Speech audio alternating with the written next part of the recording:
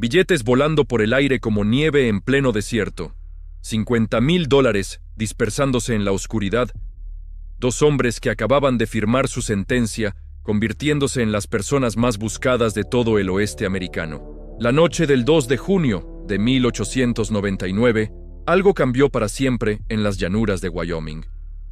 Un tren que transportaba el salario de todo un ejército quedó partido en dos, y con él, la imagen que el gobierno estadounidense tenía de sí mismo. Porque hay golpes que duelen más en el orgullo que en el bolsillo, y este fue uno de ellos. Pero antes de llegar a esa noche, hay que entender quién era realmente el hombre detrás del nombre. Robert LeRoy Parker nació en 1866 en una familia mormona de Utah. Nada en su infancia sugería que acabaría siendo uno de los forajidos más famosos de la historia. Su familia trabajaba la tierra, vivía con lo justo y seguía las normas de su comunidad religiosa. Sin embargo, algo en ese niño no encajaba con la vida tranquila que se esperaba de él. Algunos relatos sugieren que fue la amistad con un vaquero llamado Mike Cassidy lo que cambió su rumbo. Este hombre, según cuentan las historias locales, le enseñó a montar a caballo como un profesional y posiblemente también le mostró que existían formas más rápidas de ganar dinero que arar la tierra bajo el sol. Cuando Robert adoptó el apellido Cassidy años después, muchos interpretaron que era un homenaje a aquel mentor de juventud. El nombre Butch vendría más tarde, durante su época trabajando en un matadero, aunque otras versiones apuntan a que simplemente le gustaba cómo sonaba. Lo curioso es que, según los archivos que se conservan, Butch Cassidy no era el típico criminal violento de su época. En un tiempo donde muchos forajidos dejaban un rastro de víctimas a su paso, él construyó su reputación sobre algo diferente: la astucia. Las crónicas de la época lo describen como alguien encantador, con sentido del humor y capaz de planificar golpes con una precisión casi matemática. Hay testimonios de personas que afirmaron haberlo conocido y lo describían como educado, incluso amable. Esta forma de actuar no era casualidad. Butch entendió algo que muchos de su tiempo no captaron. En el salvaje oeste, la violencia llamaba demasiado la atención.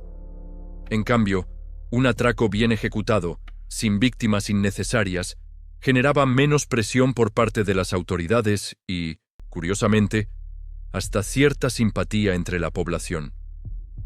La gente común, que veía cómo los bancos y las compañías ferroviarias se enriquecían mientras ellos apenas sobrevivían, encontraba en estos personajes una especie de justicia poética. A mediados de la década de 1890, Butch ya había formado lo que se conocería como la pandilla salvaje o Wild Bunch. No era una banda cualquiera. Según los registros policiales de la época, llegaron a ser hasta 20 miembros, aunque el núcleo duro rara vez superaba las 6 o 7 personas. Entre ellos estaba Harry Alonso Longabog, más conocido como Sundance Kid, un tirador excepcional que se convertiría en el compañero inseparable de Butch. La dinámica de la banda era peculiar. Mientras otros grupos del oeste funcionaban bajo liderazgos autoritarios, la Wild Bunch parecía operar más como un colectivo. Butch aportaba los planes, Sundance la precisión en momentos críticos, y otros miembros como Harvey Logan o Ben Kilpatrick añadían sus propias habilidades. Según algunas teorías históricas, esta estructura horizontal les daba una flexibilidad que otras bandas no tenían. Para 1899 ya habían realizado varios golpes exitosos: bancos en Idaho, un tren en Utah, pequeños trabajos que les permitían vivir bien, pero que no habían captado verdaderamente la atención nacional. Butch quería algo más grande, no solo por el dinero, aunque eso ayudaba, sino porque en el fondo estos hombres vivían tanto de la adrenalina como del botín. El tren Union Pacific Overland Flyer era una bestia de acero que cruzaba el país transportando mercancías, pasajeros y, ocasionalmente, grandes sumas de dinero. Los vagones blindados habían mejorado considerablemente su seguridad, con cerrojos más resistentes y guardias mejor armados. Pero Butch había estudiado el sistema durante meses. Sabía que cerca de Wilcox, en Wyoming, había un tramo de vía solitario, sin poblaciones cercanas, donde el desierto se extendía en todas direcciones. El lugar perfecto para una emboscada. La preparación requirió semanas. Según los testimonios posteriores de algunos capturados, la banda no dejó nada al azar. Estudiaron los horarios del tren, los cambios de guardia, incluso las fases lunares para asegurarse de tener suficiente oscuridad. Transportaron explosivos hasta la zona días antes, escondiéndolos entre las rocas. Y lo más audaz, desmontaron una sección completa de los raíles, sabiendo que el tren no tendría más opción que detenerse o descarrilar. La noche del atraco, alrededor de las 2 de la madrugada, el Overland Flyer avanzaba confiado por el desierto. El maquinista vio la señal de peligro demasiado tarde.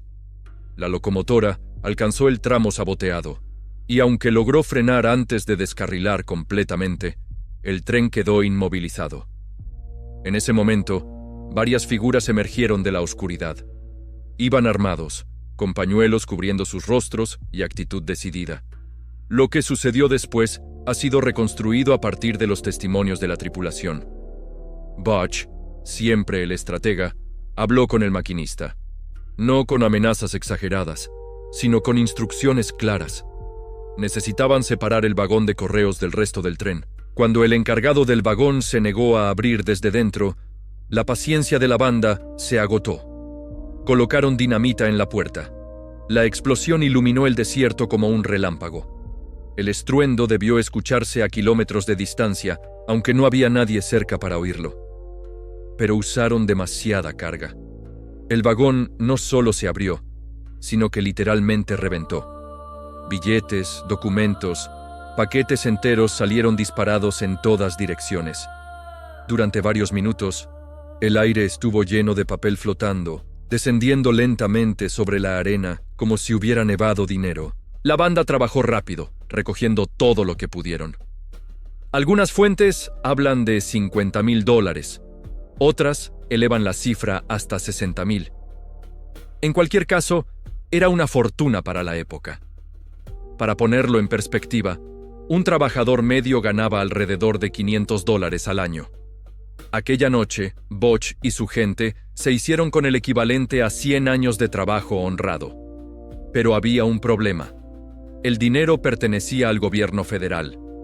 No era el ahorro de un banco local ni la recaudación de una compañía privada. Era el salario de las tropas estadounidenses.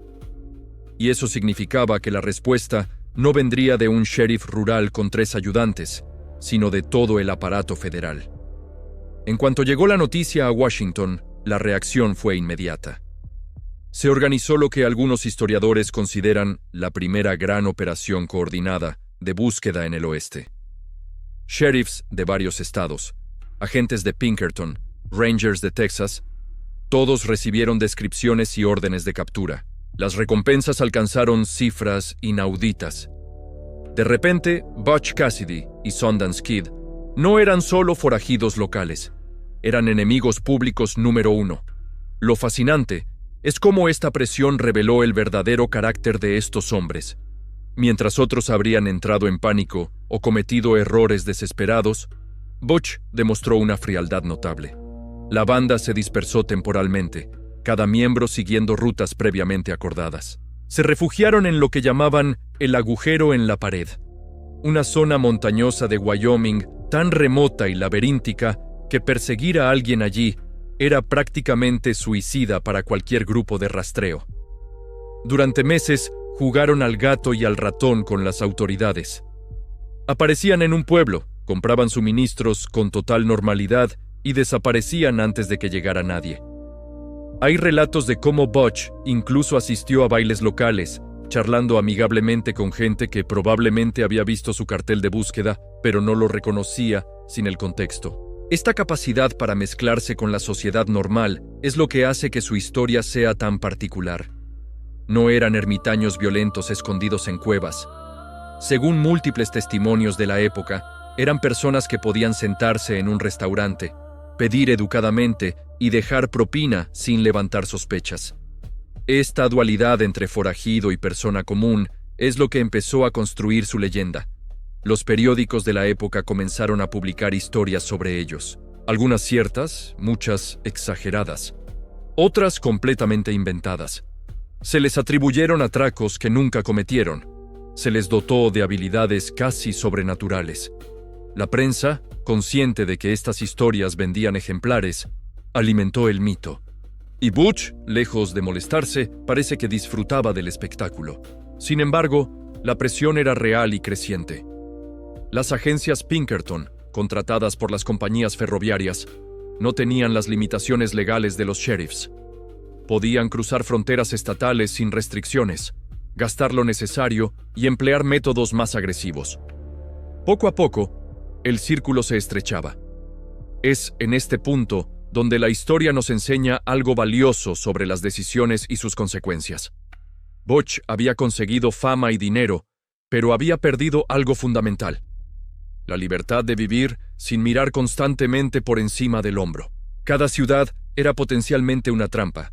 Cada desconocido podía ser un informante. Cada noche de sueño se interrumpía con cualquier ruido extraño. A finales del año 1900, algo empezó a cambiar en el comportamiento de la banda. Los atracos continuaron, pero con menos frecuencia. Algunos historiadores sostienen que Butch estaba considerando algo impensable para alguien de su posición: intentar negociar un indulto. Existen cartas, nunca del todo verificadas, donde supuestamente intentó contactar con autoridades estatales ofreciendo retirarse a cambio de clemencia. La respuesta, si es que alguna vez llegó, debió ser negativa. Las compañías ferroviarias habían invertido demasiado dinero en capturarlo como para permitir que simplemente desapareciera sin consecuencias. Lo interesante de estos intentos fallidos de redención es que revelan algo muy humano en alguien a quien la sociedad ya había convertido en leyenda. Butch no era inmune al cansancio. Según testimonios de personas que lo conocieron en ese periodo, había empezado a hablar de lugares lejanos, de territorios donde nadie conociera su rostro ni su nombre. Sudamérica aparecía cada vez más en sus conversaciones. Argentina, específicamente, sonaba como un lugar donde reinventar toda una existencia. Y entonces ocurrió algo que aceleró todos los planes. En 1901, durante un atraco en Montana, uno de los miembros de la banda, Harvey Logan, mató a un sheriff local. Este hecho cambió por completo la percepción pública. Ya no eran los simpáticos ladrones de trenes que la prensa romántica había construido. Ahora había sangre real, una viuda y huérfanos, y la opinión pública se volvió implacable. Las recompensas aumentaron dramáticamente y algo peor sucedió. La gente común dejó de protegerlos con su silencio. Butch comprendió que el tiempo se había agotado. Estados Unidos ya no era un lugar viable para él ni para Sundance. Necesitaban algo más que un escondite temporal. Necesitaban un continente diferente. En febrero de 1902, 3 personas abordaron un vapor que partía desde Nueva York hacia Buenos Aires. Los registros portuarios muestran los nombres de James Ryan, su esposa Ethel y el hermano de James, cuyo nombre aparece borroso en los documentos. Los historiadores coinciden en que estos pasajeros eran, en realidad, Butch Cassidy, Etta Place, la compañera sentimental de Sundance, y el propio Sundance Kid. Habían conseguido papeles falsos de calidad suficiente para cruzar fronteras internacionales. La fotografía que se conserva de los 3, tomada en Nueva York poco antes de partir, resulta casi inquietante. Aparecen vestidos elegantemente, como cualquier familia respetable de clase media, en busca de nuevas oportunidades. Nada en esa imagen sugiere que eran 2 de los hombres más buscados de América. El viaje duró casi un mes. 30 días de navegar hacia lo desconocido, dejando atrás no solo un continente, sino toda una identidad. Es difícil no pensar en las conversaciones que debieron tener durante esas semanas, los planes, las dudas, quizá también el alivio de poder caminar por la cubierta del barco sin revisar constantemente quién los observaba. Argentina en 1902 era un país en pleno auge. La economía crecía gracias a las exportaciones ganaderas y agrícolas, y el gobierno incentivaba activamente la llegada de inmigrantes europeos y norteamericanos. Para alguien con dinero suficiente, era relativamente sencillo comprar tierras y establecerse como ranchero. Y eso fue exactamente lo que hicieron. Compraron una propiedad en la región de la Patagonia, cerca de un pequeño pueblo llamado Cholila. Las crónicas locales de aquellos años, rescatadas por investigadores décadas después, mencionan a una pareja de norteamericanos que hablaban un español deficiente, pero que pagaban bien y se comportaban de manera civilizada. Criaban ganado, participaban ocasionalmente en celebraciones del pueblo y mantenían un perfil discreto. Durante casi 4 años vivieron lo que podría considerarse una existencia casi normal. Algunos relatos sugieren que fueron años genuinamente tranquilos para ellos. La Patagonia era vasta y remota. Las autoridades locales no tenían razón alguna para sospechar de unos granjeros extranjeros, más entre los muchos que llegaban constantemente. Butch, según estas versiones, incluso habló de la posibilidad de que aquel fuera realmente el final de su anterior vida. Tal vez podían ser simplemente James y Harry, 2 rancheros que envejecerían bajo el sol patagónico, criando vacas y caballos. Pero la tranquilidad tiene fecha de caducidad cuando el pasado es tan pesado. En 1906, la agencia Pinkerton, que nunca había dejado de buscarlos, recibió información sobre norteamericanos sospechosos en Argentina. No está claro cómo exactamente los localizaron. Algunas teorías apuntan a que alguien reconoció a Etta Place durante un viaje que hizo a Estados Unidos para visitar a su familia. Otras sugieren que un antiguo miembro de la banda, capturado y presionado, proporcionó información a cambio de una sentencia reducida. Lo que sí está documentado es que agentes comenzaron a hacer preguntas en Buenos Aires. El círculo volvía a estrecharse, esta vez a miles de kilómetros de Wyoming. Y aquí es donde la historia toma un giro aún más incierto, porque lo que pasó después está envuelto en un misterio que perdura hasta hoy. Según una versión, Butch y Sundance abandonaron la granja precipitadamente. Algunos vecinos de Cholila recordaban haberlos visto partir con prisa inusual, dejando atrás propiedades y animales. Se dirigieron hacia Bolivia, un país aún más remoto y con menos presencia policial organizada. Durante algunos años, se reportaron atracos a bancos y compañías mineras en la región andina, que llevaban el sello característico de su forma de operar. Golpes rápidos, bien planificados, sin violencia innecesaria cuando era posible evitarla. El relato oficial sostiene que en noviembre de 1908, 2 forajidos norteamericanos fueron acorralados por la policía boliviana en el pueblo de San Vicente, tras robar el pago de una empresa minera. La versión oficial habla de un tiroteo intenso que duró horas. Cuando finalmente entraron en el edificio donde se habían refugiado, encontraron 2 cuerpos. Uno había muerto por disparos de los policías. El otro mostraba una herida en la sien que sugería que se había quitado la vida antes de ser capturado. Las autoridades bolivianas afirmaron que esos 2 hombres eran Butch Cassidy y Sundance Kid. Fueron enterrados en una tumba sin marcar en el cementerio local. Caso cerrado. Justicia cumplida. Fin de la historia. Excepto que la historia no terminó ahí, porque empezaron a surgir problemas con esa versión. Los cuerpos nunca fueron identificados formalmente por nadie que conociera personalmente a Butch o Sundance. No se tomaron fotografías de los fallecidos. Los registros son confusos y contradictorios. Y lo más intrigante, en las décadas siguientes, varias personas en Estados Unidos afirmaron haber visto o incluso hablado con Butch Cassidy.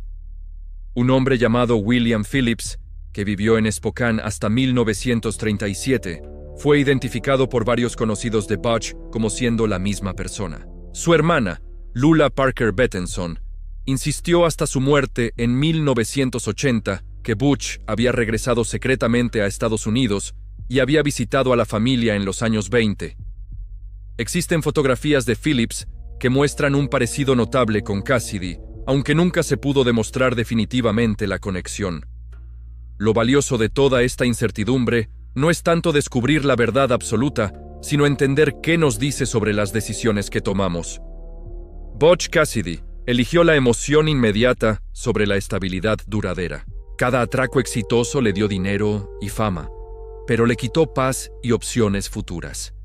al final, incluso cruzando un océano, no pudo escapar completamente de las consecuencias de sus propias elecciones. Lo que nos queda es una lección curiosamente aplicable a cualquier época. Las decisiones pequeñas van construyendo caminos de los que resulta cada vez más difícil salir. Ese primer atraco menor que pareció inofensivo eventualmente condujo a vivir huyendo eternamente. Pero también nos muestra que hasta en las circunstancias más comprometidas, algunos intentaron cambiar de rumbo, buscar redención, reinventarse. Y eso, en cierto modo, habla de algo profundamente esperanzador sobre la naturaleza humana. Hay algo profundamente revelador en cómo terminó realmente esta historia. Más allá del tiroteo en Bolivia, más allá de los rumores y las supuestas apariciones, existe una dimensión que rara vez se explora: el impacto cultural que dejaron estos hombres en las comunidades que tocaron. Los habitantes de Cholila, ese pequeño pueblo patagónico donde vivieron durante 4 años, guardaron recuerdos muy específicos de aquellos norteamericanos. Décadas después de su partida, cuando los investigadores comenzaron a entrevistar a los descendientes de quienes los conocieron, surgieron detalles fascinantes. Hablaban de James Ryan como un hombre que ayudaba a los vecinos con las reparaciones, que prestaba herramientas sin esperar nada a cambio, que una vez cabalgó durante horas para ayudar a un ganadero cuyo hijo había enfermado. Estos relatos plantean una contradicción interesante. El mismo hombre que había volado vagones de tren con dinamita en Wyoming construía cercas para sus vecinos en Argentina. El mismo que había huido de sheriffs durante meses compartía mate tranquilamente con familias locales los domingos por la tarde.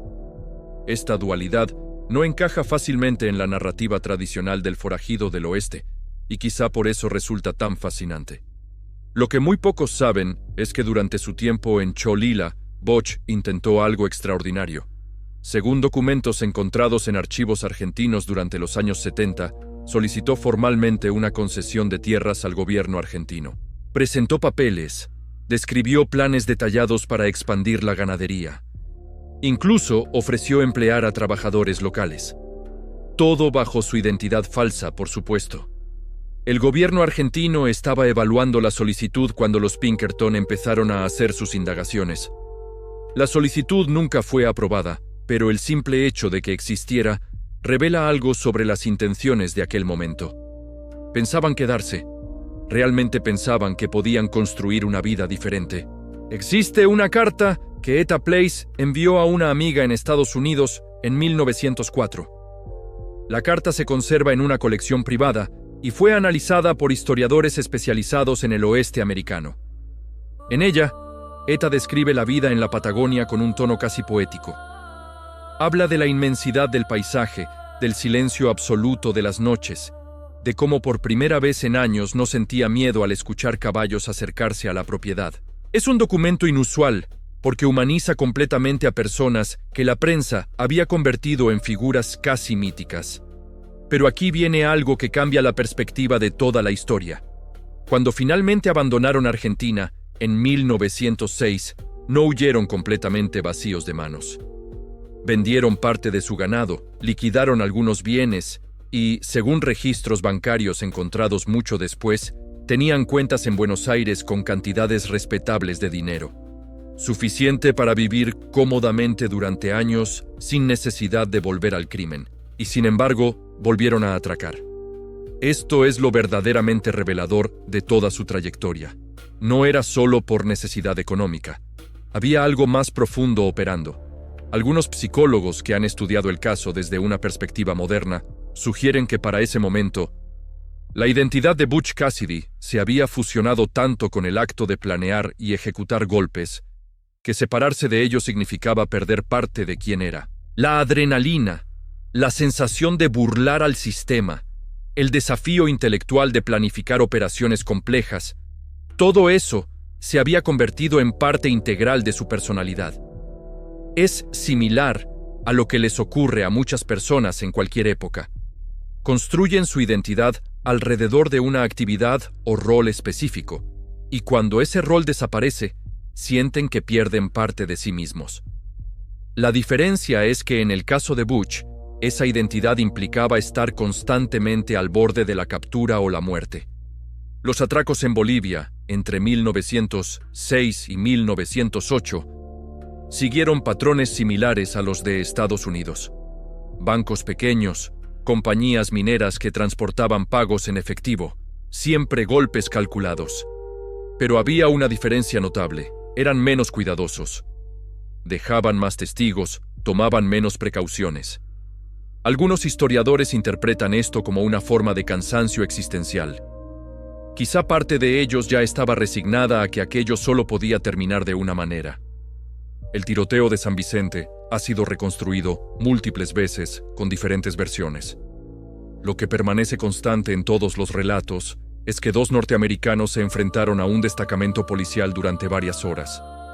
Los lugareños que presenciaron el evento desde la distancia hablaban de disparos continuos, de gritos en inglés, del olor a pólvora que impregnó el pueblo durante días. Pero lo fascinante viene después. Cuando antropólogos forenses intentaron, en 1991, exhumar los supuestos restos de Butch y Sundance del cementerio de San Vicente para realizar pruebas de ADN, descubrieron algo inesperado.